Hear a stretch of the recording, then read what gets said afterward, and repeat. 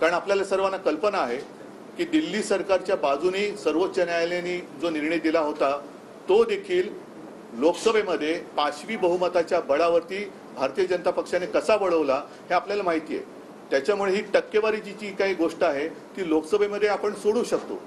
जर हे विशेष अधिवेशन राज्यामध्ये विधिमंडळाचं घेऊन प्रश्न सुटत असेल जरूर घ्या, पण त्यापेक्षा मला असं वाटतं संसदेचं विशेष अधिवेशन घेऊन तात्काळ हा प्रश्न सोडवला जाऊ शकतो।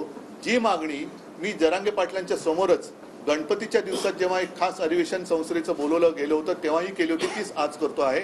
आणि त्याच्यासाठी एक पाऊल म्हणून आता सगळीकडे कसं सुरू झालेलं आहे की ज्यांना कळले की आपण 31 डिसेंबर नंतर अपात्र होणार आहोत ते राजीनामा द्यायच्या तयारीत आहेत।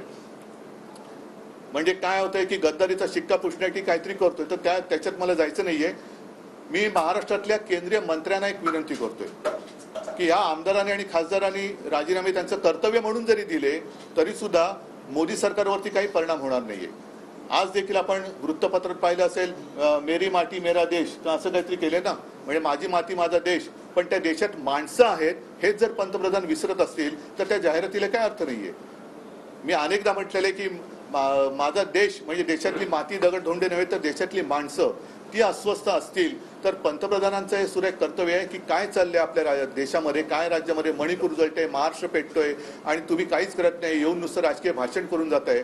तर त्यापेक्षा मला असं वाटतं की जशी आज राज्याची कॅबिनेट मीटिंग आहे तशीच कधी असते केंद्राच्या कॅबिनेटची मीटिंग मला कल्पना नाहीये, त्या कॅबिनेट मीटिंगमध्ये या महाराष्ट्रातील सर्व मंत्र्यांनी, मग त्याच्यामध्ये आपले नितीनजी गडकरी आहेत, कराड आहेत, भारती पवार आहेत, कपिल पाटील आहेत, रावसाहेब दानवे आहेत, पियुष गोयल सुद्धा आहेत। कारण पियुष गोयल यांचं सगळं आयुष्य इकडेच गेलेलं आहे, त्यांनी जे काही नाव कमावलं ते आणि त्यांच्या आई वडिलांनी, म्हणजे घराणेशाहीबद्दल मी बोलत नाही पण त्यांचे वडील आणि त्यांच्या आई या सुद्धा भाजपच्याच कार्यकर्त्या होत्या।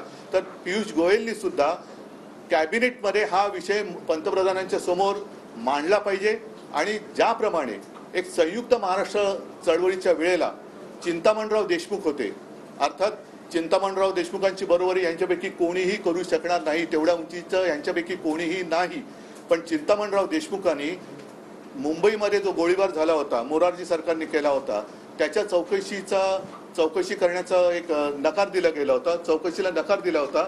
आणि तेव्हा चिंतामणराव देशमुख, तेव्हा नेहरूंची सुद्धा एक रुबाब होता, एक दहशत होती, त्यांच्यासमोर कोणी बोलत नव्हतं, पण चिंतामणराव उभे राहिले आणि त्यांनी सांगितलं तुम्ही या गोळीबाराची चौकशी करत नाही याचा अर्थ तुमच्या मनात माझ्या महाराष्ट्राच्या बद्दल आकस आहे, मला तुमच्या मंत्रिमंडळात राहायचं नाही, हा घ्या माझा राजीनामा।